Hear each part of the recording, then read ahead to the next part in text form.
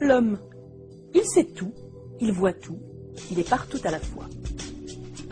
Tout a commencé avec la démocratisation de l'informatique. Après s'être installé dans les bureaux, l'ordinateur a pris place dans les maisons. Il s'est doté d'interfaces compréhensibles, des fenêtres, des icônes et des programmes ludiques. En 1996, les ordinateurs personnels sont reliés entre eux par Internet. Les utilisateurs peuvent désormais s'envoyer des emails, chatter. Ils peuvent obtenir des informations sur les premiers sites institutionnels de la toile. Le Web 1.0 est né. En 2004, le nombre d'utilisateurs a explosé. Nous sommes entrés dans l'ère du numérique. La télévision et la radio sont diffusées sur le web. Les appareils photo restituent des images en pixels. Le CD laisse la place au MP3. Les cartes routières au GPS. Le web aussi s'est transformé. Ses interfaces se sont améliorées. Plus simple, plus ludique, plus interactif, le Web 2.0 permet à chacun de construire sa page.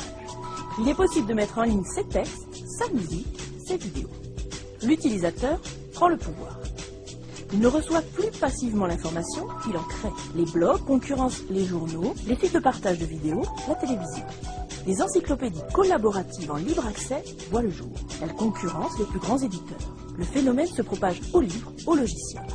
Le web est devenu participatif. La friculture s'échange via les réseaux de peer-to-peer. Elle s'obtient via Google. Le copyright et les réseaux de distribution traditionnels sont mis à mal. 2007. Les utilisateurs construisent leur identité numérique. Ils investissent les réseaux sociaux.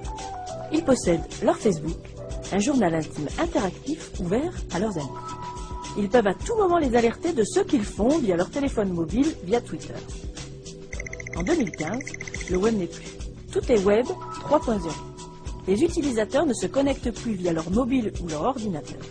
C'est l'environnement qui est en permanence connecté. Facebook, YouTube, Amazon, Twitter, Last.fm ont fusionné avec Maibu pour créer OneID. L'utilisateur dispose d'un avatar, un double virtuel. 2020. L'utilisateur promène une puce OneID. Elle personnalise l'accès aux services du monde réel sur la base de son avatar. Les sièges sont automatiquement ajustés à sa taille lorsqu'il entre dans sa voiture. L'ordinateur de bord du véhicule télécharge ses préférences musicales, ses contacts ou indique le nom des magasins sur le trajet. Lorsqu'il passe la porte d'une boutique, sa puce met ses mensurations à disposition des vendeurs.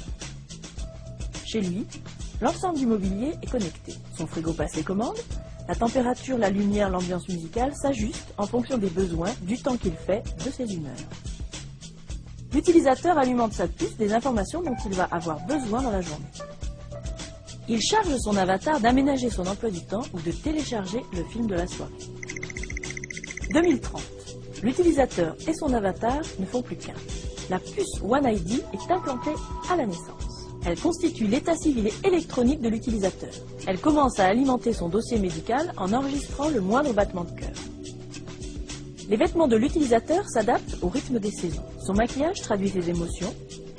Il commande l'électronique par la pensée.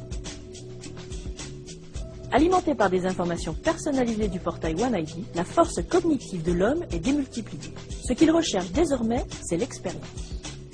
Le journal Oh My News fusionne avec Wikipédia et Google pour donner naissance au géant de l'information, Wik. 2045. Wik propose sur OneID des expériences d'immersion virtuelle. L'utilisateur peut à tout moment assister à un match de foot ou visiter le Taj Mahal. La mémoire est devenue un bien de consommation usuel. 2050, le tourisme dans l'espace est en vogue. Wik finance les premiers vols pour Mars pour offrir de nouvelles expériences à ses nouveaux consommateurs, les avatars humains.